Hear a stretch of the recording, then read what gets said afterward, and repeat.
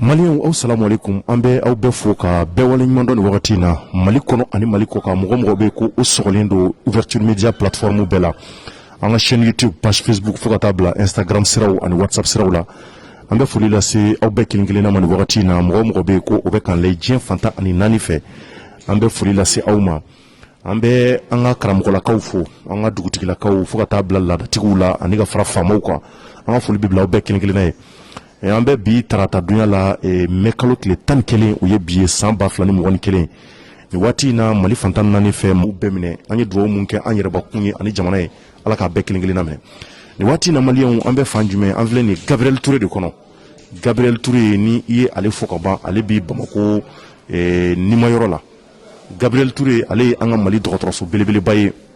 aw caman b'a kalama ni Gabriel Touré fɔ ka ban maa caman b'a dɔn sabula ni bana gɛlɛyara cogo na sugu bɛɛ maaw bɛ boli ka sena yɔrɔ mun na o ye Gabriel Touré an ka Mali dɔgɔtɔrɔso yara a bɛ tile damadɔ bɔ dɔgɔkun jan tɛmɛnen a bɔra k'a ye dɔgɔtɔrɔw ye wulikajɔ kɛ ni ka se ka u ka nisɔngoya yira k'a fɔ ko u ka directeur mun bɛ yen ni a fɔra ko a bɛna bɔ a nɔ la ka maa wɛrɛ bila yen ko o ma diya u ye u y'u ka nisɔngoya yira an y'a ye tuguni sɔgɔmada in na u ye weleli bila kunnafonidilaw ma ko an ka na an ka kɛ a seere tigɛba ye mun b'u bolo ka se k'a ɲɛfɔ o bɛɛ tɛmɛnen kɔfɛ an y'a laɲini k'a fɔ ko an bɛ fɛ ka interview dɔ kɛ n'u ye u kɔrɔ kuma ɲɔgɔnya walasa u ka se ka faamuyali sɔrɔ u ka kumakan ye jumɛn ye ko directeur mun bɛ yen ni o ye Sanogo ye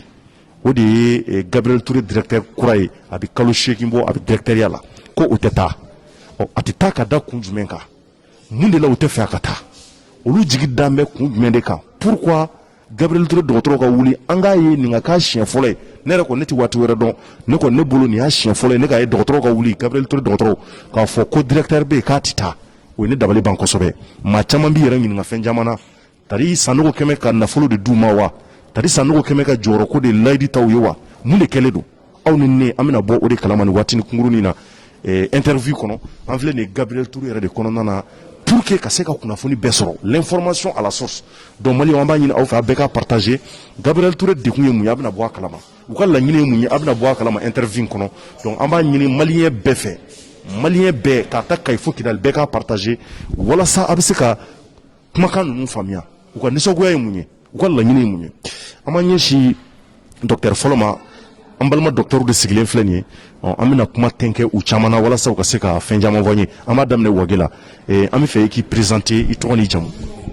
an sɔgɔma Maliens bɛɛ lajɛlen an sɔgɔma diɲɛ kɔnɔ mɔgɔ bɛɛ lajɛlen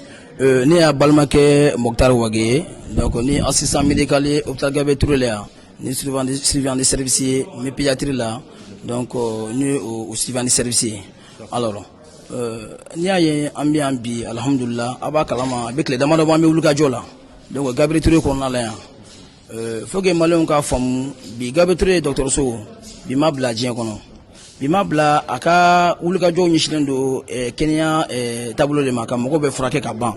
donc Gabriel Touré ka baara ye donc alors faut que Maliens k'a faamu Gabriel Touré bɛ waati jan depuis 1959 an y'a ye k'a fɔ ko Gabriel Touré kun tɔgɔ a dara donc dɔgɔtɔrɔ fɔlɔ min yɛrɛ mun kun bɛ yen ne kun b'a kɔnɔna la ni tɔgɔ in yɛrɛ dar'o la donc à l'époque denmisɛnnin kun don san 24 donc an y'a ye a sababula ka a kasara ni a ka furakɛli yɛrɛ kɔnɔna la n'a banana donc n'a a fatura kɔnɔna la donc an k'a dɔn k'a fɔ ko olu ye fɛnw ye fɛn min bɛ a kan ka kɛ tasibila ka taa an bɛɛ lajɛlen ma parce que an naɲini ye ka na kɛnɛya de kɛ mɔgɔ la donc ka taa o waati ninnu kɔnɔna la fo kana bila bi la événement 91 kɔnɔna la fo kana bila bi la an y'a lakɔlɔsi k'a fɔ ko Gabriel Touré donc revendication caman kɛra kɔnɔ directeur caman sigira a kɔnɔ donc u wulila taama minɛ sisi ma bɔ mais bi fo kana bila bi la an y'a ye directeur kelen kɔni b'an fɛ yan alhamdulillah n'i y'a ye an wulikajɔ k'o la parce que a ye baara min kɛ o de don an ye dɔ fɔ a ɲɛna kɔnɔdimi tɛ ɲɛdimi de don donc o baara kɔnɔna de la donc an wulila ko fo an ka nin dɛmɛ parce que Maliens y'a yira k'a fɔ ko mɔgɔw ye baarakɛla de la Maliens y'a k'u bɛ mɔgɔ Mali kura de la donc an fana y'a ye k'a fɔ ko ni a ye nin kura de fiyɛ Gabriel Touré la o kɔnɔna la an y'a ɲini k'a accompagner k'a dɛmɛ a ka baara la donc o de bɛ yan an bɛ yan bi o kɔnɔna la a welela k'a fɔ a ɲɛna ko a ka baara bila o de kɛra ko ye an bolo an ma se ka ko min faamu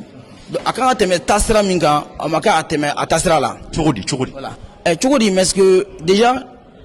a message de cira a ma texte de dira a ma k'a fɔ ko a ka place a ka jɔyɔrɔ bila alors donc sariya dunna o tɛ kɛ ten cogo la parce que n'i bɛ mɔgɔ labila au moins i kan ka se k'a bilasira ka sɛbɛn d'a ma min b'a to a kan ka se a ka wuli ka jɔ a ka se k'o a ka réveiller a kan ka se k'o labɛn o kɔfɛ alors conseil d'administration fana de b'an bolo yan o conseil d'administration fana kan ka avertir k'a fɔ a ɲɛna nin ko bɛ sen na n'i bɛ mɔgɔ wuli fana i kan ka dɔn mun kɛra mun ma kɛ a ye mun tiɲɛ a ye mun kɛ donc olu bɛɛ kan ka ɲɛɲini donc o de la an fana wulila de déjà an ɲɛ bɛ min na o ɲuman ye ni kura fiyɛra Gabriel Touré la an ko an tɛ fɛ Abdoulaye Sanogo a ka taa ka b'an bolo o de ye an ka wulikajɔ kun ye. Wage maintenant an ɲɛ b'a la tɔw bi yan an bɛna kuma don maintenant a ko ko aw tɛ fɛ directeur Sanogo ka taa ka bɔ directeuriya la a ko sabula k'a ye fɛn caman kɛ ne bɛ fɛ k'a dɔn a ye mun de kɛ Gabriel Touré la ko tɔw ma mun kɛ n bɛ fɛ k'o de dɔn. D'abord a ye fɛn kelen min kɛ fɔlɔ n'o tɔw ma min kɛ an man da mɔgɔw la déjà tuma min na an y'a dɔn k'a fɔ k'an ye directeur kura sɔrɔ n'o ye Sanogo ye a ye intervention dɔ boloda parce que a y'a yira fɔlɔ 1 ale tɛ burukɔnɔmɔgɔ ye ale ye dugumamɔgɔ de ye c'est à dire baara bɛ kɛ duguma yɔrɔ min na ale sen bɛ da yen de ale bɛ ko ɲini de donc a ye intervention minnu kɛ a nana ka na département ta un na un kelen kelen ka daminɛ Manefuru la ka taa se fo professeur ma donc a n'olu bɛɛ ye ɲɔgɔn ye bɛɛ y'i ka degun fɔ baara kan ka kɛ cogo min na ne baara kɛra population bɛ nafa jumɛn sɔrɔ a la donc anw fana bɛ nafa jumɛn sɔrɔ a la an mago bɛ minɛn jumɛn na o kɛra a na wagati donc o kɛra wulikajɔ ye Gabriel Touré kɔnɔ a ko dɔrɔn o ye mɔgɔ fa parce que an ma deli k'a ye jamais ko directeur dɔ ka na adresser a ka personnel la dugu ma ko ka bɛɛ lamɛn o ma kɛ fɔlɔ donc hali o yɛrɛ kɔfɛ calendrier wɛrɛ b'a bolo nin bɛɛ tɛmɛnen kɔfɛ semaine kɔnɔ a bɛ to ka na don service kɔnɔ ka na ɲininkaliw kɛ mun b'aw jɛ an mago bɛ mun na pour que baara bɛ se ka kɛ ka ɲɛ donc o kɔnɔna na a ye kumakan minnu di o kɔnɔna la an ma jigiya a y'a bɛɛ waleya parce que a y'a yira an fɛ ko kalo 6 an k'o d'a ma gɛlɛya min bɛ nin kɔnɔna la k'a bɛɛ bɛ wuli an y'a ye o de fana bolo da la. mais an y'a mɛn ko a ka baara kɔnɔ k'a ye yɔrɔ caman labɛn kalo 8 kɔnɔ ko Gabriel Touré la yan k'a ye nin baara in kɛ a ye nin kɛ ne nana ne y'o mɛn a ka maaw da n t'a dɔn ni ne de y'a faamuya u ko yɔrɔ caman k'a ka appareil caman tun bɛ yen appareil minnu man ɲi u tun tɛ sɔn donc ko a ka ca ni san 20 ye o appareil caman kun bannen don mais k'ale nana kalo 8 kɔnɔ ko o ɲɛnabɔra donc a ka docteur caman y'a jira k'a fɔ k'olu yɛrɛ ka wulikajɔ yɛrɛ ye mun ye parce que ko nin ye baarakɛla de ye kalo 8 kɔnɔ k'o ye mun kɛ dɔw ye san 1 san damadɔ kɛ olu ma se ka foyi kɛ donc an b'ale ka kuma tɛnku maa wɛrɛw la ni maa wɛrɛ bɛ se ka o yɔrɔ fana jaabi ne fa e tɔgɔ ni jamu. Ne tɔgɔ ye Idrissa Kulibali mais Gabriel Touré kɔnɔ a bɛɛ ko Badri ne ye infirmier n bɛ baara kɛ yan n ka ca san 20 ye Gabriel Touré kɔnɔ yan i y'a faamuya alihamdulilayi nin kɛnɛ nin a diyara ne ye kosɛbɛ munna san 20 y'o sɔrɔ baarada o baarada kɔnɔ i bɛ se ka fɛn dɔ fɔ o dogo la Gabriel Touré kɔnɔ yan kabini ne bɛ yan an de bɛ directeur bilasira karisa i bɛ ka nin kɛ nin maɲi mais a siɲɛ fɔlɔ baarakɛlaw ka wuli ko karisa ka to yan a yɛrɛ kɛwale don kɛwale jumɛn d'abord docteur Abdoulaye Sanogo nanen a donna service bɛɛ la kelen tous les services ka bɛɛ réuni kelen mɔgɔw ka préoccupation parce que les services les besoins diffèrent d'un service à un autre donc a y'o réuni ka tila ka baara kɛcogo ɲɛɲini an fɛ an kumana ni ɲɔgɔn cɛ a ye waati di an ka muɲu an bɛna baara kɛ nin waati in kɔnɔ an bɛ bɔ nɔgɔ. Alors c'est ça le problème, vous savez la délinquance financière au Mali ce n'est pas aujourd'hui a ma daminɛ bi si on essaie de faire un audit de tous ces directeurs passés là a ma nɔgɔ dɛ donc le compte Gabriel Touré était au rouge a nana ka wuli ka jɔ kɛ mais écoute la dernière preuve c'est quoi ce directeur là Gabriel Touré ka fɛn caman bɛ yen i n'a fɔ AMO ninnu ka recouvrement wari ninnu ani césarienne ninnu mais hali n'a ka agent taara ni gɛlɛya donna na a yɛrɛ de bɛ wuli ka taa ɲɛɲini en tant que directeur un directeur dɔw b'u sigi bureau kɔnɔ dɔrɔn ni agent taara n'a nana min fɔ a ye ça suffit non ça c'est un directeur du terrain ale ta ye a tɛ fɔ a ye a ɲɛ de b'a ye k'a kɛ mais c'est ça an b'o mɔgɔ sugu de fɛ donc i b'an ka haminanko dɔn o ye kelen ye filanan vous savez a bɛ se ka tuuru kɛ sa Gabriel Touré kɔnɔ par rapport à l'assainissement Gabriel Touré ka jɛlenya mɔgɔw talen bɛ bi su ni tile bɛ service kɔnɔ ni nɔgɔnin kɛra a bɛ jɛya caméraman filɛ nin a ka yɔrɔ dɔ filmer yan sisan san 5 san 10 bi kɔfɛ ɲinɛn kɔfɛ Gabriel Touré nɔgɔlen tun bɛ cogo min ani bi a ka Touré ka k'a lajɛ su ni tile ni directeur ni wulimɛ ka jɔ anw ye de an ka risque tɛ bila retard la garde wari kuma t'o mɔ wari tu bila retard bilen c'est fini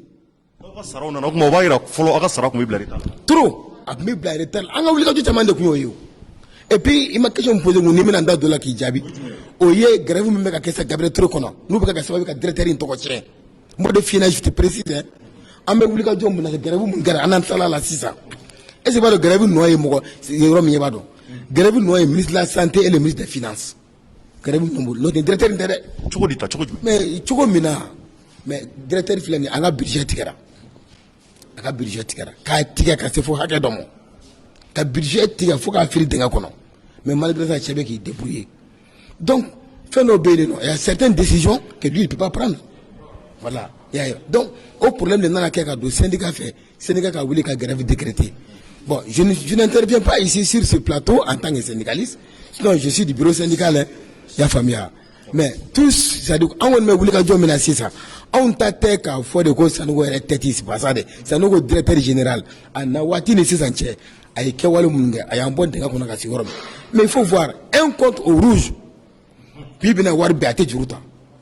wa n'an tora o cogo la n b'o f'i ɲɛna kalo 3 dɔrɔn an de bɛ se ka juru don yɔrɔ wɛrɛ la yɔrɔ wɛrɛ tɛ se ka juru don anw na mais cette baguette magique là c'est dû à quoi à son sens élevé de la connaissance des centres hospitaliers a y'a kalan kɛ a nana il veut mettre ça en œuvre mais olu de taara ta ka bɔ Segu ka na k'a yen dilan o i y'a mɛn ce même ministre là il était à Segu Segu c'est chez moi je suis Ségouvienne a tun bɛ yen a ye min kɛ yen u y'a ye ka taa nɔfɛ ka na c'est même ministre là qui veut le relever aujourd'hui donc u nana bila baara la mais u nana bila baara la an bɛ ka bɔ dingɛ kɔnɔ o tigilama a bɛ n'o ta ka bɔ an kunna tile kan dere fɛ an tɛ se ka jɛ n'o ye dɛ non ne ye bamanan de ni turabilen ye mɔgɔ fa faga n'a ye tonkubilen a bɛ jɔrɔ voilà donc an ɲɛ b'o min na bi bi in na n'u ko bɛ nin ta ka bɔ an kunna an tɛ jɛ n'a ye an bɛ Banda wele ka Mokutari wele i y'a faamu premier ministre an b'u wele ministre de la santé nin u k'u bolo lasagi u ka sabali yan an ta tɛ défier an bɛ wuli ka jɔ min na nous on ne défie pas notre état hein an ta ye k'an ka dusumakasi jira ni cɛ in anw bɛ dingɛ min kɔnɔ an y'a ye de a nana an n'a bɛ ka baara kɛ ɲɔgɔn fɛ ou bien n'olu y'a dɔn k'a fɔ a bɛ ka tɔɔrɔ wɛrɛ min lase département an tɛ min kalama u k'a fɔ c'est très simple hein on a une démocratie an ma wuli kun si kelen de a wuli kun an m'a ye merci. ala filɛ yɔrɔ min na an y'a mɛn ko arajo appareil dɔw kun man ɲa k'a ye olu bɛɛ san an yɛrɛ donna kan an ɲɛ da o kan e bɛ fɛ ka kungo yɔrɔ la donc an k'ale ka kuma di maa wɛrɛ m'o la donc ko k'a ye arajo appareil dɔw san an yɛrɛ nana yan an yaalala k'a lajɛ n'a sɔrɔ tiɲɛ don parce que anw da tɛ se ka maga ko la n'an m'a ye donc an donna salle kɔnɔ an ye appareil kɔrɔ ye ko fɔlɔ ko arajo minnu bɛ kɛ yan fɔlɔ ko appareil kɔrɔlen de tun don k'a date yɛrɛ tun banna a tun tɛ sɔn jama tun bɛ firi a da la mais ale nalen kalo 8 kɔnɔ k'a ye 2 kura san donc o b'a jira k'a fɔ ministère de la santé fana ye a dɛmɛ a la kosɛbɛ mais ale fana de y'a jɔ a jɔyɔrɔ la o tɛ wa donc o appareil 2 bɛ yan o yɔrɔ jɛlen don an ɲɛ b'a la yɔrɔ kura dɔ fana dayɛlɛlen don donc e bɛ ko dɔ dɔn o la i bɛ ko dɔ dɔn a la d'accord i tɔgɔ n'i jamu. ne tɔgɔ Usumana Dunbiya ne ye urgentiste ye ne bɛ baara kɛ Gabriel Touré la n bɛ maliyɛn bɛɛ lajɛlen fo Mali kɔnɔ ani Mali kɔkan ka tila ka aw yɛrɛ fo Ouvert Media mɔgɔw an minnu y'aw sen bɔ kɔnɔkɔrɔ ka n'aw ɲininka sɔgɔmada in na Cɔrɔnɔ n bɛna min fɔ bi maliyɛnw ye u k'a faamu Sanogo ani directeur si tɛ kelen ye Gabriel Touré la fɛn nana yan nɔ a n'o si tɛ kelen ye i y'a faamu ni wolo kuma man jan mais ni kuma jana ne b'a fɔ ne Gabriel Touré bɛɛ den ye parce que ne fa ye baara kɛ yan ninnu minnu sigilen filɛ ninnu ne fa ye baara kɛ ɲɔgɔn fɛ i y'a faamu ne wolola Gabriel Touré kɔnɔ yan ka mɔ a kɔnɔ i y'a faamu depuis 2009 ne bɛ baara la Gabriel Touré kɔnɔ fan filɛ yɔrɔ min na komi bi i y'a faamu donc a bɛ dɔɔnin bɔ a n'a man jan a bɛ dɔɔnin bɔ ne ɲɔgɔnna caman fana bɛ o m'o ɲɔgɔnna k'a kɔnɔ ne bɛ don Gabriel Touré in kɔnɔ 2009 don min na o y'a sɔrɔ Gabriel Touré arajo tɛ baara kɛ arajo tun tɛ baara kɛ scanner kelen pe de tun bɛ Gabriel Touré la o scanner kelen pe bi n'a ɲɛna sini a bɛ se ka tile 15 kɛ a jɔlen don a tor'o la a jɔra pewu arajo yɛrɛ tun tɛ se ka kɛ i y'a faamu arajo jɔlen tora ten an bɛ arajo di banabaatɔ somɔgɔw ma u tɛ arajo kɛ kɔfɛ de dɔw yɛrɛ hakilina na ko dɔgɔtɔrɔw tun b'o dili min kɛ ka taa k'a bɛ Gabriel Touré la ko Gabriel Touré ta k'u b'o la tiɲɛ de k'an bɛ taa ka taa a di yɔrɔ wɛrɛ an bɛ dɔ sɔrɔ a la i y'a faamu k'a sɔrɔ o tɛ Ala b'a dɔn kira b'a dɔn o tɛ cɔrɔ ni ye maaw ye ni ye dimɔgɔ ye ka firi maa min kɔ c'est que kasa de b'a tigi la maaw ka bɔ ka tugu Sanogo kɔ a ma sanu d'a ma a ma wari d'a ma maa si tɛ a somɔgɔ tɛ se ka kɛ ni dɔgɔtɔrɔ bɛɛ ye lien de parenté tɛ se ka k'a ni nin bɛɛ cɛ i y'a faamu ni maaw bɔlen ka tugu a kɔ c'est que a ye fɛn dɔ de kɛ Wagué bɔra k'a fɔ aw ɲɛna cogo min na fɛn fɔlɔ-fɔlɔ a nana Gabriel Touré la o ma deli k'a ye fɔlɔ directeur Kana k'a daminɛ yɔrɔjɔsi la manœuvre planton hali coursier k'a bɛɛ lasigi kelen-kelen ka bɛɛ hakilinan dɔn bɛɛ ka kuma professeur ko t'a la fɛn ko t'a la bɛɛ ka kuma a daminɛna mɔgɔ min na o ye Sanogo ye département par département a daminɛna ale la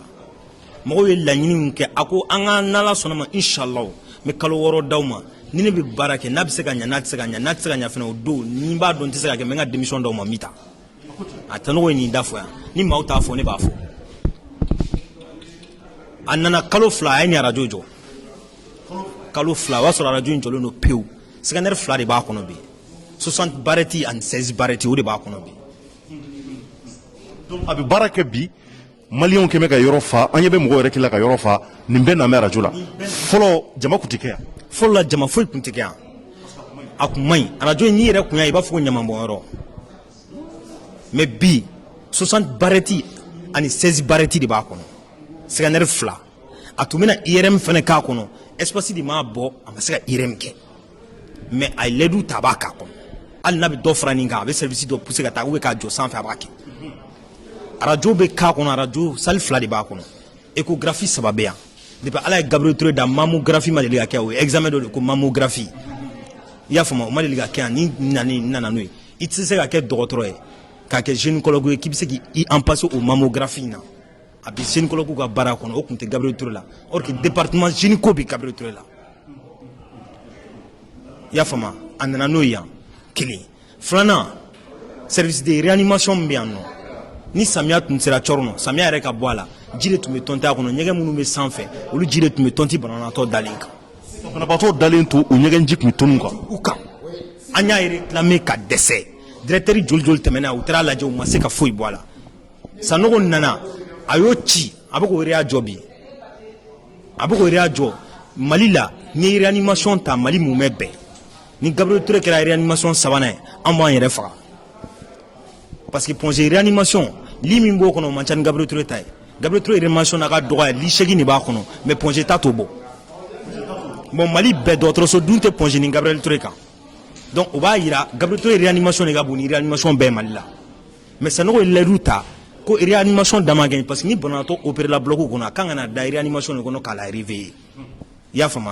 donc n'o réanimation kɛra k'a fɔ ko li 8 de bɛ yen o b'a yira ko Gabriel Touré bloc kan ka banabaatɔ 8 de opéré tile kɔnɔ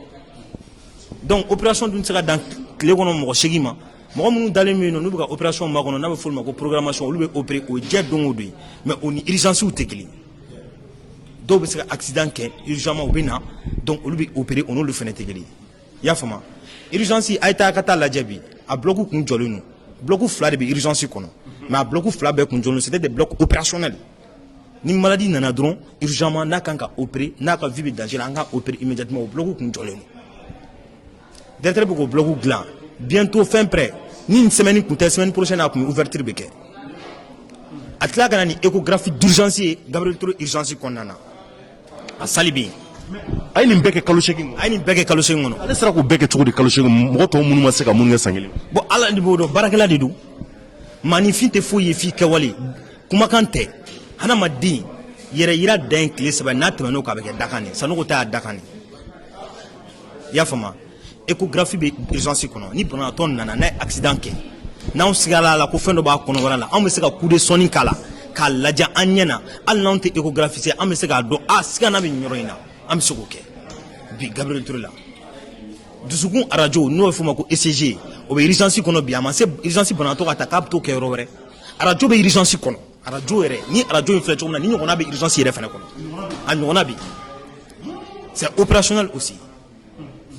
réanimation in filɛ nin ye a bɛ k'a ci a bɛ k'a jɔ mais malgré ko réanimation bɛ ka jɔ a ma area datugu tuguni a tila ka département wɛrɛ créer fan wɛrɛ fɛ pour que ka area kɛ yen pour que baara kana jɔ fiyewu mais a ka kalo 8 kɔnɔ n'i k'i b'a bɛɛ fara ɲɔgɔn kan a ye yɛlɛma minnu don Gabriel Touré kɔnɔ e ka jateminɛ na a bɛ taa joli ɲɔgɔnna na bon n'i ne ɲininka kalo 8 kɔnɔna na a ye yɛlɛma minnu kɛ n'i y'a fara ɲɔgɔn kan a bɛ t'i jɔ miliyari 2 n'a kunkan fɛn na. a yɔrɔ minnu par exemple a ye radio appareil kura san an y'a mɛn k'a ɲɔgɔn tɛ Mali bɛɛ ne yɛrɛ donna ka taa ɲɛ d'a kan belebeleba don a ka ɲi kosɛbɛ kura don o kɔfɛ i ko k'a ye yɔrɔ wɛrɛ yɛlɛma fana ko ji tun bɛ tonni ka bɔ yɔrɔ min na o kɔfɛ i ye dɔ wɛrɛ fɔ tuguni n'i y'u bɛɛ fara ɲɔgɔn kan yɔrɔ joli bɛ yen n'a sera ka changement don yen. Bon n'i y'a jateminɛ sisan an bɛ yɔrɔ min na sisan a ye yɛlɛma don service min na a ye min ninnu dilan a tɛ tan bɔ mais a bɛ taa service 4 ɲɔgɔnna na i y'a fɔ kalo 8 kɔnɔ n'i y'a jateminɛ kalo 4 ani dɔɔni kɔnɔ a sera ka nin bɛɛ kɛ ka wari caman fara ɲɔgɔn kan ka se ka nin yɔrɔ minnu bɛ yen ko degun tun bɛ yen ka se ka yɛlɛma don la. A sera ka yɛlɛma don la ni pédiatrie fana ta k'a lajɛ denmisɛnninw bɛ da yɔrɔ min na i y'a faamuya olu baarakɛbagaw fana bɛ yan n'o fana da don la k'o fɔ o fana ka jugu ni ne ta ye i y'a faamuya bon an b'o kɔnɔna na Gabriel Touré la yan anw ka sara n'a bɛ f'o ma ko les contractuels des hôpitaux i y'a faamuya mɔgɔ minnu talen don hôpital yɛrɛ fonds propres kan hôpital yɛrɛ bɛ minnu sara kalo la a b'olu ka INPS n'u ka AMO bɛɛ sara u ye u ka fɛn bɛɛ olu sara juru de tun bɛ ta k'a sara kalo o kalo juru ne nana Gabriel Touré la yan fɔ bi san o san juru de bɛ ta k'o sara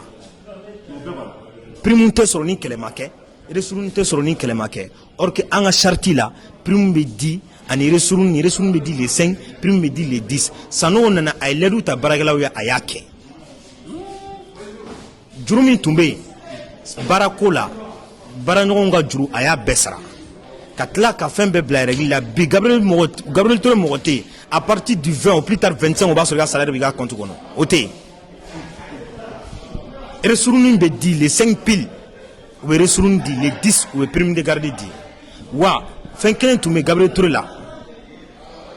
ni Gabriel Touré personnel tun banana i yɛrɛ de tun b'i bolo di i yɛrɛ poche kɔnɔ k'i furakɛ wallahi anciens bɛ yan ils sont témoins mais sanogo nalen personnel ni banana il suffit que papier ka taa dɔrɔn a ka da ɲɛkɔrɔ a b'a signer gratuitement i bɛ furakɛ i ka taa fura minɛ cɛ si se t'o la i tɛ foyi sara fɔlɔ la gɛlɛya de tun b'o la yan mais bi ka sanogo b'o kɛ cɛ si se t'o la cɔrɔnɔ a k'a lajɛ maa an ye dɔgɔtɔrɔ de an ni bala bɛ ka banabaatɔ furakɛ ne bɛ maga banabaatɔ dɔ la bana min b'o la n bɛna maga dɔ wɛrɛ la o n'o ta tɛ kelen dɔgɔtɔrɔ de b'a bɛɛ germe encaissé e bana n'o bana na o baara kɔnɔna na Gabriel Touré la yan e min bɛ ka o baara kɛ donc maintenant e ka bana o kɔnɔna na dɔgɔtɔrɔw ka dɛsɛ e dɔgɔtɔrɔ ɲɔgɔn ka dɛsɛ k'i furakɛ dɔgɔtɔrɔso ka dɛsɛ ka hali dɔrɔmɛ 10 don i kungo la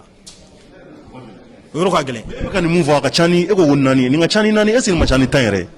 a ka ca ni 20 yɛrɛ ni ma fili e ye nin mun fɔ nin ka ca dɛ. bɛɛ ni hakili danyɔrɔ de don i y'a faamuya donc maintenant comme kuma man di da kelen na donc an bɛ kuma di maa wɛrɛ ma o fana ka kuma voilà. Rapidement donc maliyɛnw a yɛrɛ bɔra ka nin an b'a ɲini bɛɛ ka partager aw minnu bɛ k'an lajɛ nin wagati in na a y'a partager c'est pour que anw tɛ juger nka an ka devoir o ye ka se ka kunnafoni ɲuman ɲini o de la an nanen don Gabriel Touré baarakɛlaw yɔrɔ ka se k'u ɲininka mun de kɛn bɛ k'u bila k'a fɔ ko docteur Sanogo k'a tɛ bɔ Gabriel Touré directeur ya la pourquoi o tuma a man ka bɔ a la minnu bɔra a la o tuma olu bɔra a la o tuma o kɔrɔ k'ale tɛ bɔ a la mun na ou bien ale ka kusa ni olu ye de u bɔra k'o de fɔ sa ko kusaya tɛ ko Sanogo yɛrɛ kunkolo tɛ ko a ye baara mun kɛ a ye kɛwale ɲuman minnu kɛ Gabriel Touré la donc olu bɛ fɛ de o kɛwale ɲuman ninnu a ka lajɛ a kana bila parce que n'a taara o sira kan ko Gabriel Touré b'a yɛrɛ sɔrɔ lafiya bɛ na k'o la u ka kuma b'o de yira u filɛ ka mun fɔ i k'i tɔgɔ Zumana Dunbiya filɛ ka mun fɔ a ye kuma ba fɔ dɛ n'a sɔrɔ k'o kɛra tan ne hakili la Sanogo ni médaille yɛrɛ ka kan maa ka nin yɛlɛma kalo 8 kɔnɔ ka nin bɛɛ yɛlɛma ka bɔ Gabriel Touré la maaw ka lafiya sɔrɔ a la o ni médaille ka kan n'a kɛra tan dɛ n y'a fɔ n ka kɔrɔfɔ la nka an bɛna kuma tɛnku maa wɛrɛ la walasa ka kow ɲɛɲini hali bi k'a dɔn ne fa somɔgɔw bɛ di. Baasi foyi tɛ ne tɔgɔ Mambe Touré ne ye infirmier Gabriel Touré la plus précisément service de néonatologie néo-major ye. e fana bɛ se ka mun sɔrɔ ka fara Dunbiya ni Wageta kan. bon ne bɛ se ka min sɔrɔ ka fɔ nin kan Sanogo ko n'o ye an ka directeur ye ni faamaw bɛ fɛ ka wuli ka bɔ yen an ka kɛlɛ kunbaju o ye ayi n bɛ fɛ maliyɛnw ka ko kelen faamu ne filɛ nin bi n bɛ ka kuma min fɔ n ye dɔgɔtɔrɔ n ye Gabriel Touré baarakɛla tiɲɛ don mais n ye Gabriel Touré client ye don dɔ parce que n'i y'a jateminɛ bi faamaw olu tɛ furakɛ yan dɛ Faransi Maroc Tunisie mais n'an ye mɔgɔ sɔrɔ min ko a b'an dɛmɛ ka dɔgɔtɔrɔso in dilan fanton ka lafiya an b'o kɔ dɔgɔtɔrɔ ka lafiya an b'o kɔ kalo 8 a n'a mɔgɔ 23 de bɛ yen fonctionnaire tɛ tɛmɛ mɔgɔ 9 kan o ye minnu bi n'o bɔra Gabriel Touré la o bɛ se ka bila fan wɛrɛ fɛ a tɔ bɛɛ kɛnyɛrɛye baara ye ninnu de tun bɛ baara kɛ Gabriel Touré kɔnɔ yan su ni tile mɔgɔ fɛn fɛn bɛ pédiatrie dɔn denmisɛnw si ɲɛna baara dan don i tɛ sunɔgɔ lafiya t'a la i bɛ garidi kɛ bi sinikɛnɛ i bɛna garidi wɛrɛ kɛ denmisɛnw bɛ ɲini ka sa o maloya bɛ ne yɛrɛ la hali u tɛ dumuni ɲuman sɔrɔ ka dun o ka sara fana kun ye min ye o bɛ garidi min kɛ dɛ o tun bɛ sara n'o wari de ye o wari fana kun maɲuman ko t'o dan kalo 1 tɛ 2 tɛ 3 tɛ 4 kuma dɔ fo kalo 6 kalo 8 tɛgɛ ka du ka sara tɛgɛ ka do kan est ce que o bɛ courage don mɔgɔ la ka baara kɛ wa mais Sanogo nalen a yɛlɛla ka taa pédiatrie la don min na a ye ɲininkali kɛ an ye nin gɛlɛyaba fɔ a y'a sɛbɛn ko n'Ala sɔnna an bɛ bɔ nin na k'ale t'a dɔn an bɛ se ka baara kɛ nin condition na cogo min na an bɛɛ y'a miiri ziiri n'a k'a ye dɔw yɛrɛ ko caman tɛmɛna o ye nin fɔ mais bibi in na olu mɔgɔ bɛɛ lajɛlen taara Gabriel Touré contractɛliw fɛ o bɛ prime de garde sɔrɔ o bɛ risum sɔrɔ o commencera k'u ka salaire sɔrɔ baara bɛ ka k'a ɲɛ kan a bɛ ka k'a ɲɛ kan su ni tile ninnu motivation dan don o y'a ka nafa dɔ ye min na an b'a kɔ ni filanan n'i jateminɛ kɛ n y'a fɔ a ye sisan ko ne yɛrɛ ye yan don dɔ client ye imagine ne minnu tɛ dɔgɔtɔrɔ ye ko bɛ bɔ jamana fan wɛrɛw la ka na dɔw bɛ bɔ Segu dɔw bɛ bɔ Tɔnbukutu Bamakɔ yɛrɛ kɔnɔ dɔw bɛ na mais se tɛ bɛɛ ye o don bɛna da pédiatrie kɔnɔ vous savez qu'est-ce qui se passe pédiatrie denw ka lajɛli i b'a dɔn denmisɛnw tɛ se ka kuma a sɛgɛsɛgɛliw de ka ca jelita sira b'o la radio ko sira b'o la mais an ka jelita yɔrɔ min bɛ yan bi n'o y'an ka laboratoire ye jelita camanba de tun bɛ min tɛ se ka kɛ yan mais a bɛ se ka tɛmɛ a bɛ taa lajɛ an bɛ ka min fɔ a y'a vérifier parce que aw bɛ yan kunnafoni di de kama a b'a vérifier an ka kuma kɔ nin jelita yɔrɔ bi jelita bɛɛ bɛ se ka k'anw fɛ yan sisan fɔlɔ Gabriel Touré de tun bɛ dɔgɔtɔrɔ de bɛ jelita papier d'i ma i bɛ bɔ i bɛ taa kɛ kɛnɛma de i bɛ taa kɛ kɛnɛma wariba de bɛ sɔrɔ la an ka don n'a fɔra ko scanner dɔrɔn ma ko ka taa kɛ soit Luxembourg walima hôpital du Mali walima privé dɔ la kɛnɛma o bɛ se ka min don la fɛn fɛn 20,000 o b'o se k'o don kɔnɔ mais scanner b'anw fɛ yan bi banabagatɔ somɔgɔ ni 20,000 don analyse kelen kunkɔrɔ i den na kɛnɛma i bɛna jeli kɛ ka fura san tile 2 tile 3 o bɛ na ne nɔfɛ major n bɛ taa so se t'i ye n bolo banna n t'a dɔn n b'a kɛ cogo cogo an se ye min ye anw dɔgɔtɔrɔ yɛrɛ an se ye min ye an b'o kɛ caman kɛra yan ka tɛmɛ dɔw ta gɛlɛya yɛrɛ donna a la kosɛbɛ monsieur Sanogo a y'an dɛmɛ k'a bolo don a kun k'a di banabagatɔ somɔgɔ dɔ ma i yɛrɛ dɛmɛ ni nin ye a don a y'an bɛɛ bila kasi la mɔgɔ min bɛ se k'o kɛ banabagatɔ ye a hakili bɛ banabagatɔ la a hakili b'anw yɛrɛ la ne bɛ min fɔ maliyɛnw ye u ka sabali an ka faamaw ka sabali an b'a fɔ Sanogo k'a si kɛ yan dɛ kalo 8 kɔnɔ a filɛ ka nin baara in kɛ an b'a nɔfɛ an b'o deli Ala ni kira kama k'o bolo segin o kɔ o ka san 2 dɔrɔn di nin ma ban a ka Gabriel Touré bila arayi kan san'a ka taa an b'o deli yɛrɛ de an tɛ k'a fɔ k'an bɛ ka faama kan sɔsɔ k'o ye décision min to k'a yɛlɛma parce que ni jamanadenw lamɛn a b'i ka fanga ɲɛ i bolo an b'o deli o k'an lamɛn Ala ni kira kama an ye yan dɔgɔtɔrɔ ye dɛ an ye yan dɔgɔtɔrɔ ye an ye yan client ye don dɔ an bɛ se ka taa retraite an bɛ bana min na yan mais n'o y'a sɔrɔ yɔrɔ dilanlen tɛ an yɛrɛ ma fɛn dilan ka bila donc an b'o deli sini seli an b'o deli bandaw premier ministre ministre de la santé o k'a lajɛ gɛlɛya fɛn fɛn b'o ni ɲɔgɔn cɛ maliyɛnw ka kɛnɛya kama Gabriel Touré ka taa ɲɛ kama k'o gɛlɛya in bila u ka ɲinana u ka Sanogo to a nɔ la n ba tɛ n fa tɛ bɛɛ y'i ta kɛ kasi de ye vraiment an b'o deli faamaw ka nin kelenni u k'an lamɛn Gabriel Touré ka taa ɲɛ u k'an lamɛn gɛlɛya min b'u ni ɲɔgɔn cɛ u k'o bila u ka ɲinɛ population na a kɛtɔ bɛ kuma la salama Mami an bɛna kuma laban ni Wage an b'a laban ni i bɛ fɛ k'ale ka kuma dɔ fara kuma dafa alors o bɛɛ bɛ baara minnu kɛra donc n'an jateminɛ kɛ pédiatrie a ye min fɔ réanimation na o ɲɔgɔn bɛ pédiatrie la depuis 2018 o fana ji kelen tun bɛ jigin sanfɛ ka na l'étanchéité du toit était vraiment pas à la hauteur donc o ji tun bɛ jigin ka na o kɔnɔna o sali bi o dalan bi alhamdulillah n'i jɔ a da la fɔlɔ i bɛ kabako n'i donna o kɔnɔ dɔrɔn a ko dan don bon bersin minnu fana kan ka bulon kɔnɔ ni minnu kan ka bulon kɔnɔ o bɛɛ lajɛlen ɲinina kelen néonatologie min bɛ ale bɛ service min kɔnɔna la matériel dɔw nana ye k'a da kabini Mali dala fo kana bila bi la an ma deli ka matériel ɲɔgɔn fɔlɔ olu nana ye ale ka waati kɔnɔna la o kɔfɛ service bɛ yen guichet kelen bɛ k'a bila pour que ka yuruguyurugu kɛlɛ dɛ nin filɛ nin ye guichet de ye guichet kelen bɛ k'a bila service dɔw kɔnɔna la ni nana yanni ka taa jɔyɔrɔ na parce que accueil kun ka gɛlɛn kosɛbɛ parce que n'i ko accueil o de bɛ 50% o de bɛ o ta banabaatɔ ka tɔɔrɔ la depuis da la o jate minɛnen don yanni mɔgɔ kana k'u bɛ taa rond jɔ service d'urgence minnu bɛ yen urgence o pédiatrie o arajo o a ye sa ka guichet bila ninnu bɛɛ lajɛlen la donc dɔw tun baara daminɛ la hali bi baaraw bɛ sen na pour que mɔgɔw bɛ se ka lafiya sɔrɔ alors ne de ka service kɔnɔna la pédiatrie urgence la a bɛ yen bi ne ka yɔrɔ dɔw bɛ ka dilan bi matériel dɔw tun bɛ yen o tun tɛ ne fɛ yen bi alihamudulilayi n bɛ k'a sɔrɔ scope dɔw bɛ yen scope 9 scope 9 appareil minnu bɛ yen c'est à dire i b'a don den na a ma se k'i ka waati bɛ k'i ka tension ta walima k'a fɔ k'i bɛ denw ka dusukun cogoya jateminɛ a branchelen don a la i b'a ye i b'a sɔrɔ o ma se girinkajɔ la baara nɔgɔya dan don bi n'i donna yen bi i b'a fɔ alihamudulilayi rabi alamina baara bɛ sen na a ma ban fɔlɔ hali bi an bɛ k'o ko sigi sen kan donc ale y'a laɲini tuguni a bɛ fɛ ka hôpital fana k'a informatiser c'est à dire que maliyɛn ka yalayala bi tu sais que i b'a kalama ni maliyɛn nana bi ko mana b'a bolo mana ordonnance t'a bolo docteur bɛ k'i ka ordonnance bɛ min i ka nin bɛ min a bɔ taa ɲini ka na e bɔra fo talikɔ e bɔra fo senu ko e ka ordonnance e ɲinana ko fɛn wɛrɛ o dɔgɔtɔrɔ dusu kasi ni ne comme on appelle la appareil minnu b'an bolo je veux dire que informatiser min bɛna kɛ docteur mɔgɔ t'o la bilen appareil b'i ɲɛkɔrɔ e dan ye k'a ɲɛɲini a ka arajo na critique a kunnafoni fɛn fɛn bɛ banabaatɔ kan e b'a bɛɛ sɔrɔ k'a sɔrɔ a ma se bɛɛ la an ye formation fana kɛ logiciel dɔ kan logiciel b'an permettre k'a dɔn bi ni service in na ni banabaatɔ hakɛ kan ka taa ni service in na ni service in na ni banabaatɔ hakɛ kan ka taga ye dɔgɔtɔrɔ b'a dɔn ni hakɛ b'ale bolo pour que ka baara fana nɔgɔya ale bolo o bɛɛ dɔnnen don donc olu baaraw bɛ senna ka kɛ donc an tɛna yala bi cogo wɛrɛ la k'an bɛ wuli n'a ni fɛn wɛrɛ t'an bolo ko machine tɛ min bɛ se ka yira an na donc alhamdulilah an m'a ye k'a fɔ ko kow bɛ ka ɲɛ an bolo o fitinin dɔrɔn an b'o fɔ ka fara a kan fitinin dɔrɔn ok n bɛ kuma de an tɛ se ka kuma d'ale ma ne bɛ fɛ k'e ɲininka mun na wage rapidement parce que maliyɛnw ɲɛ b'an na bi wa an b'a ɲini jamanadenw fɛ hali bi a y'a partager pour que dekun bɛ se ka ɲɛ dɔn fura bɛ sɔrɔ a la o de y'an ka laɲini maintenant a fɔra ko directeur kura min bɛna na ni o ye colonel ye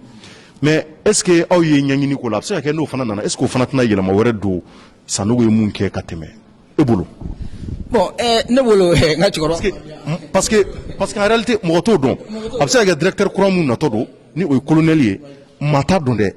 a bɛ se ka kɛ ale yɛrɛ tulo bɔ la a b'a fɔ a bɛ ka Sanogo fɔ nka a tɛ ne dɔn ne ta bɛ n kɔnɔ a bɛ se ka kɛ ale bɛ na kalo 2 kɔnɔ ou kalo 3 ale bɛ se ka dɔgɔtɔrɔso yɛrɛ bɛɛ ci k'a ban ka yɛlɛma don a bɛɛ la siɲɛ kelen o tɛ tiɲɛ ye o bɛ se ka kɛ o ou bien ni ma fili. ok ka kuma di jeli mɔgɔw fila la d'accord. Alhamdulillah. O yɔrɔ min filɛ nin ye vous savez ne ye nin yɔrɔ fɔ e ye yan n ko bamananw ko ni turabilen ye mɔgɔ mɔgɔ fa faga n'a tigi ye tonkunbilen a bɛ siran munna nin de b'an bolo an ka ca san 20 ye yan donc ça veut dire que directeur 5 fo 10 ɲɔgɔn o de tɛmɛna ne fɛ yan ne ye nin kelen min sɔrɔ ko bɛ ka baara min kɛ ko n taara o la hali kura min n'u y'a nommé n'o bɛ se problème t'a la o mais ne ko de min bɛ anw bolo an y'a baara kɛ n'o ye an taara a la u k'a to a ka waatini k'an bolo o jaabi de y'o ye o n'o tɛ k'a fɔ ko min bɛ na an t'a dɔn a tɛ anw dɔn a ka compétence an t'a dɔn foyi foyi an ma tigɛ a la fasoden fana don i n'a fɔ nin fana ye fasoden ye cogo min mais nin min déjà nin y'an tɛgɛ kɔnɔ fɛn de ko mɔgɔw tɛ tɛgɛ kɔnɔ fɛn bila i senkɔrɔ fɛn ye dɛ ahɔ ale min bɛ na an tɛ foyi dɔn ale la bon nin dun b'an bolo yan bon sɔni nin fana ka na a ɲɔgɔn ni ɲɔgɔn caman de tɛmɛna olu dɛsɛra yɔrɔ min i tɛmɛna yen kan donc e bɛ mun wɛrɛ nɔfɛ bilen donc voilà merci mon frère. donc maintenant n bɛ fɛ ka min fɔ ka fara kan il faut que mɔgɔw k'a dɔn k'a fɔ vraiment n'i y'a ye nin bilala ka na yan an y'a fɔ a ye Michel wulila ka jɔ kɛ nɔfɛ ka bɔ Segu ka na yan a ye bɔ Segu don min na a ye bénéfice min to yen c'est plus d'1 milliard donc n'a y'a jaabi a kɛ cogo bɛɛ la yen ne fɔ tɔw b'a dɔn cogo min na a m'o si kɛ donc a mana tɛ a yɛrɛ ma dɛ il n'est pas tombé du ciel parcours dɔ de kɛra a la n'a yira k'a fɔ ko n'ale Gabriel kɔnɔna la bi ale de mɔgɔ min bɛ se ka ɲɛnabɔ wa a y'o prévu jira anw na yan an ka n bɛ kuma to vraiment a den ka cɛkɔrɔba fitini fara kan. mais fitini dɔ fara kan ka yɔrɔ dɔ préciser mɔgɔw ye i y'a faamu directeur Sanogo ka projet la donc il a prévu ka dialyse kɛ Gabriel Touré la bɛɛ bɛ dialyse dɔn point G de mais ka dialyse kɛ Gabriel Touré la a y'o prévu k'o kɛ a ye expert wele ka na Gabriel Touré fan bɛɛ lajɛ ko u bɛ se ka dialyse kɛ service u lielen don ɲɔgɔn na u kalalen don ɲɔgɔn na banabaatɔw bɛ yan an ka urologie mɔgɔw b'u opérer u bɛ se k'u dilan ka ɲa yɛrɛ yɛrɛ a dɔnnibaw bɛ yan mais dialyse ko kama u b'u bila ka taa fɔ Ponzi a dɔw yɛrɛ bɛ taa Ponzi don na u tɛ place sɔrɔ mais i bɛ taa sɔrɔ place bɛ Gabriel Touré la yan mais n'a opéré la il faut a ka bila dialyse la subitement i y'a faamu donc directeur y'a ye k'a fɔ o kan ka kɛ i y'a faamu urologie mɔgɔw y'o doléance posé a la a experts bila ka na k'o étudier ka laidiw ta yanni san 1 ka dafa a bɛ yan kalo 8 de dɛ ko yanni san 1 ka dafa ale b'o kɛ i y'a faamu Gabriel Touré me profiter ka Gabriel Touré c'est-à-dire que responsable d'hygiène et d'assainissement fo n'o Ablo Maïga ye vraiment c'est-à-dire a tun bɛ baara la mais a tun bɛ sanjikɔrɔ wɔsi la a tun dɔnnen tɛ fo directeur in ka na quoi directeur in nalen parce que a mago bɛ matériel minnu na ka Gabriel Touré sanuya a directeur kumana o dira ma bi e cɔrɔnɔ yɛrɛ nana ye Gabriel Touré kun kɔnɔna ye fɔlɔ la ni kun nana e tun bɛ ɲama de ye fɔlɔ mais bi o banna fɔlɔ la an ka majoriw bɛ yan i bɛ banabaatɔ dɔ da lit dɔ kan i b'a bɔ o kan dɔw yɛrɛ bɛna d'a kan i b'a bɔ o kan or que ni banabaatɔ bɔra lit kan i kan ka a sanuya de yanni dɔw yɛrɛ ka d'a kan k'a désinfecter hali eau de javel sɔrɔli an ka majoriw kun bolo o tun ye baara ye Gabriel Touré kɔnɔ an ye kalo joli joli kɛ yan hali papier min bɛ k'an bolo n'an b'a fɔ o ma ko ordonnance k'a sɛbɛn o tun tɛ yen o alcool tun tɛ yen alcool an b'a ta k'a kɛ ka banabaatɔ fɛngɛ pour que ka se ka cathéter don a tɛgɛ la o tun tɛ yen mais bi majoriw ɲininka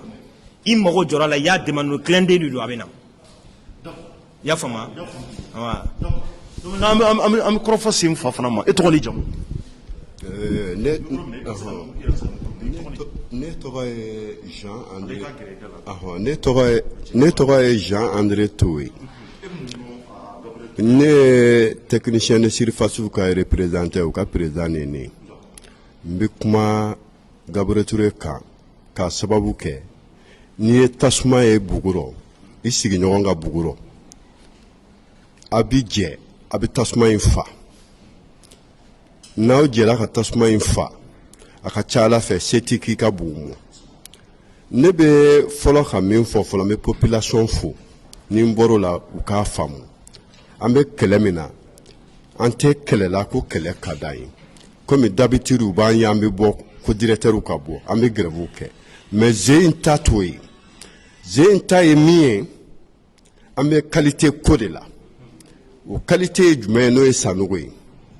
parce que n'i y'a mɛn qualité o ye nafa min b'a la ye bon sanogo nafa ye jumɛn ye ni anw y'o yaala kabiri a ye baara in daminɛ a fɔlɔ-fɔlɔ technicien de surface tɛ yan Gabriel Touré kɔnɔ yan k'an bɛ baara kɛ min na sariyaw b'o la fauteuil wurulan b'o la u bɛ Gabriel Touré kɔnɔ bi i mana i yɛlɛma i b'a sɔrɔ fan bɛɛ ɔ n'o bɔra yen n bɛ se mɔriku ma n'o ye bɛɛjɛyɔrɔ ye mɔriku fɔlɔ n bɛ se k'a fɔ faama ni fantan dayɔrɔ tun bɛ yan firiko tun ye 1-2 ka 1-2 nka ni mun y'a kɛ 1-2 ye ni se t'i ye i tɛ firiko sɔrɔ mais Sanogo nana a ko fantan ni faama ko tɛ firiko ko la a y'a kɛ mɔriku kɔnɔ firiko bɛ fan bɛɛ an ka lajɛli tɛ saya ye sisan mais a bɛ se bɛɛ ma a mana kɛ cogo cogo bɛɛ ka kan n'a ye Sanogo a y'o exemplaire min kɛ a diyara an ye o ye Sanogo ka ko tɔ bonya anw ma n'o bɔra yen misiri b'an fɛ yan mosquée o ye bɛɛjɛyɔrɔ ye o ye alabatuyɔrɔ ye Sanogo a y'o misiri k'o organiser dɛbɛn b'o la tasale b'o la o alimami tuma bɛɛ kumaɲɔgɔnya b'o n'u cɛ parce que a y'a yira maa mana kɛ cogo o cogo n'i bɛ banabaatɔ kɔrɔ i mago bɛ k'a ladeli tuma bɛɛ a ma mago b'o misiri la donc olu minnu bɛ yen ne ye min kɔlɔsi Sanogo la o y'a ka qualité nafa dɔ ye n'o bɔra yen n b'a fɔ mɔgɔw ye u k'a faamu nin kɛlɛ in yɛrɛ tɛ technicien de surface bɛɛ ani infirmier bɛɛ an kun y'a ŋaniya k'an bɛ labɛn kɛ ka ci wɛrɛ di Sanogo ma anw sigi b'o makɔnɔni na k'an b'o labɛn kɛ a nana fɔ an ɲɛna ko Sanogo wulila nka ci wɛrɛ infirmiers b'o la techniciens de surface b'o la an y'a bɛn kɛ n b'o fɔ mɔgɔw k'o mɛn an kun b'a labɛn de la jɔnni kunnandi i ka kan n'i ka kɛwale ɲumanya foli ye n'an ma Sanogo ka ɲumanya fɔ an t'a fɔla minisiri ɲɛna k'a fɔ ko a ka hakɛ to kuma kɔnɔ baara kɛcogo ɲuman a bɛ fɔ minisiri ka hakɛ to kuma in kɔnɔ a fɔra de ko Mali kura u nana n'o transition nana n'o kan de n bɛ fɛ k'a fɔ a ye a k'i hakili to a la ni Mali kura ko don Sanogo ye Mali kura daminɛ a mɛnna ni Gabriel Touré jɔli ko don Sanogo y'a daminɛ a mɛnna ni Gabriel Touré taaɲɛ ko de don Sanogo y'a daminɛ a mɛnna an b'a fɔ a ɲɛna n'u bɛ Mali kura ko de la n bɛ segin a kan u ka nin kelen to an ye an ka Mali kura in jɔ an ka Gabriel Touré kura in jɔ an b'u deli Ala kama kira kama u ka Sanogo to an ye n b'a ɲini fana Jean Zerbo fɛ n'o ye catholique chrétien ka ɲɛmɔgɔ ye a k'a kɛ Ala kama a ka kuma an ka minisiri muso in fɛ ka kuma bandaw fɛ k'a ɲini au conseil président fɛ n'o ye Aïdara ye u ka wuli u ka bandaw deli tasuma b'an ka bugu rɔ u ka na an ka jɛ k'a faga k'a ɲini sɔrɔsiw yɛrɛ fɛ n'o ye Asimu ye n'a b'a kalama tiɲɛ don Mali bɛ gɛlɛya kɔnɔ nka gɛlɛya wɛrɛ bɛ ka bɔ Mali kɔnɔ min bɛ na ni ko ye ni bɛɛ sigilen bɛ k'a lajɛ parce que n'i y'a mɛn gɛrikɛla kɛlɛ dɔgɔtɔrɔ de don dɔgɔtɔrɔ ɲuman de b'a kɔ n'i y'a mɛn jamana dɔgɔtɔrɔ ɲuman don ayiwa ni kɛlɛ in n'a i ka hakɛ to a bɛ fa cogo di o ye dɔgɔtɔrɔ ɲuman b'i kɔ ye kɛlɛ minnu kɛra ka tɛmɛ an b'a fɔ minnu tora a la Ala k'u lahara sɔn sumaw ye nka caman nana Gabriel Touré kɔnɔ Sanogo ye jɔyɔrɔ min k'a la a kɛra anw ɲɛna an baarakɛlaw an bɛɛ bolo b'a la Sanogo ye su damadɔ kɛ yan gɛri belesew n bɛ se k'a fɔ a tun bɛ si yan Sanogo y'o kɛ ni gouvernement ye u ka sabali u k'a kɛ Ala yɛrɛ kama u k'a kɛ kira kama an ti Sanogo ko la k'a fɔ ko Sanogo a kunkolo ko don dɛ an b'a baarakɛbolo de kɔ baarakɛbolo in u k'a lajɛ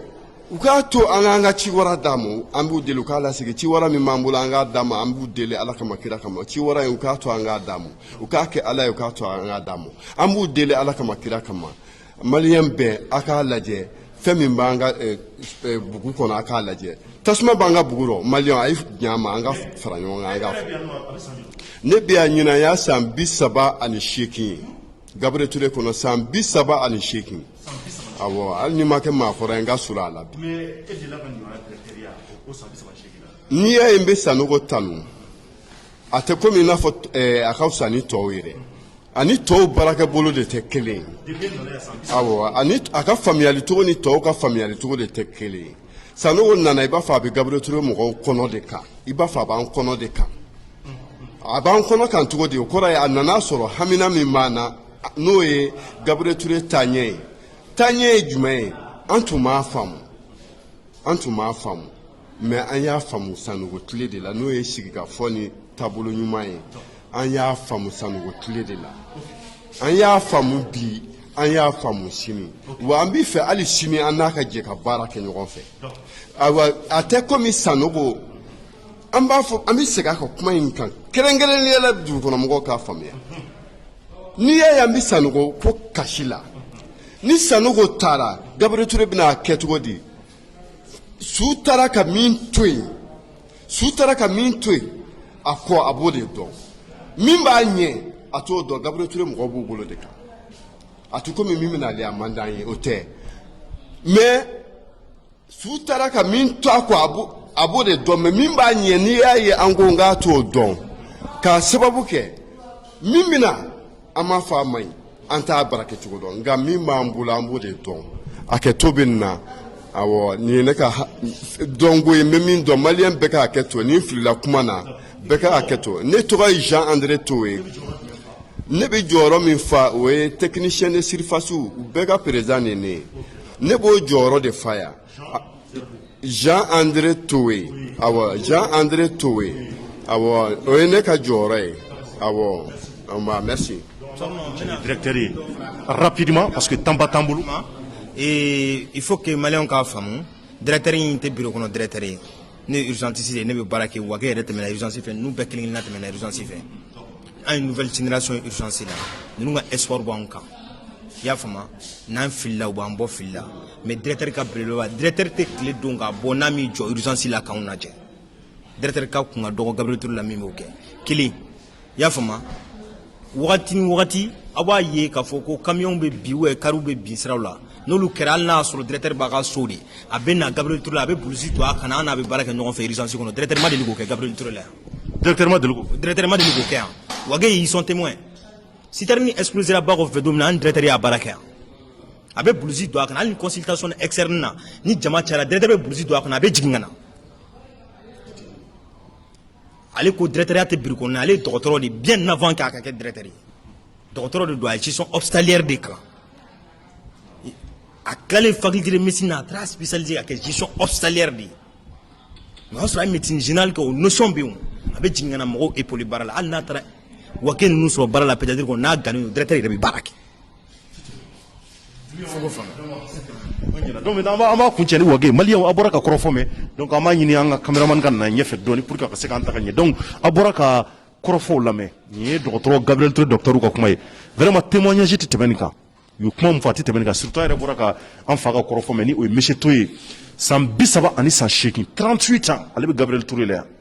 a ko k'a ma deli ka nin ɲɔgɔnna directeur ye yarɔ a tɛ tɛmɛ o kan dɛ o san 30 ni 8 yɛrɛ ka kɔrɔ ni anw yɛrɛ ye o ka kɔrɔ n'o ye o y'a sɔrɔ anw yɛrɛ mana diɲɛ na fɔlɔ donc o b'a yira k'a fɔ ale bɛ caman dɔn Gabriel Touré la a bɛ a Gabriel Touré ye gɛlɛya minnu dɛmɛ a bɛ se ka fɛn caman fɔ a kan hali ni ko a ka livre sɛbɛn Gabriel Touré kan an hakili a bɛ se ka kɛ n'i y'a ye bibi na o fana kɛmɛ ka wuli k'a jɔ ka réclamer k'a fɔ k'a bɛ fɛ nin directeur in ka to yan c'est que a ye fɛn dɔ y'a ɲɛna o ye koba de an b'an fa fo ka waleɲuman dɔn a ka nin témoignage an b'a fɔ ala ka sini kɛnɛya d'a ma hali bi ka vraiment garisɛgɛ ɲuman d'a ma Gabriel Touré la yan wage maintenant an y'a mɛn ko ministre ye weleli kɛ ministère de la santé k'u bɛ k'u occuper a ka ko nin na u bɛ ka parce que u b'a la ka considération kɛ k'aw jate n'a sɔrɔ u tɛ k'aw jate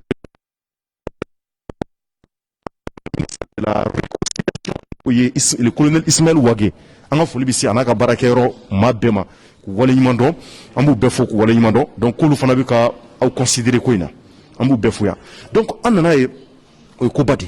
o ye ko belebeleba ye parce que n'a sɔrɔ a bɛ ka nin mankanba bɛɛ kɛ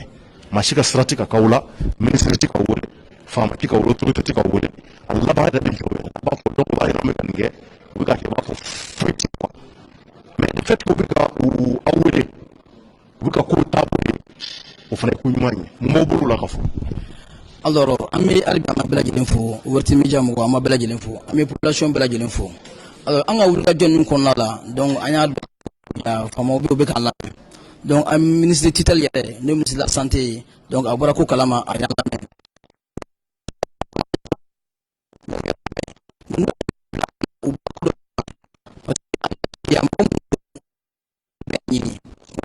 u bɛ ko ɲɛɲini o de ɲɛɲini parce que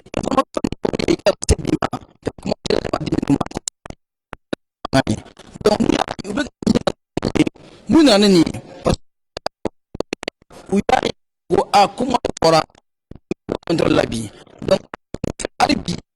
k'a dɔn k'a fɔ ko an n'an ka directeur bɛ ɲɔgɔn bolo u kana an dɛmɛ cogo la i n'a fɔ an ka cɛkɔrɔba y'a fɔ cogo min na donc nɔgɔ bɛ ko min na u kana kana fara an kan k'a fɔ Gabriel mɔgɔ jaja an kun b'a dɔn don mais bi gestion bɛ yɛlɛma se ka baara kɛ cogo min na donc faamaw ɲɛ b'an na diɲɛmɔgɔ ɲɛ b'an na donc n'Ala sɔnna ma an ma jigiya gestion min taara an ma jigiya a bɛna bɔ an ma ni Ala sɔnna ma donc an bɛ se ka jigiya k'a fɔ u dɔw sera ka ban yɛrɛ mais ni Ala sɔnna ma kumaɲɔgɔnw bɛ kɛ ko la ni Ala ka jɛ inchallah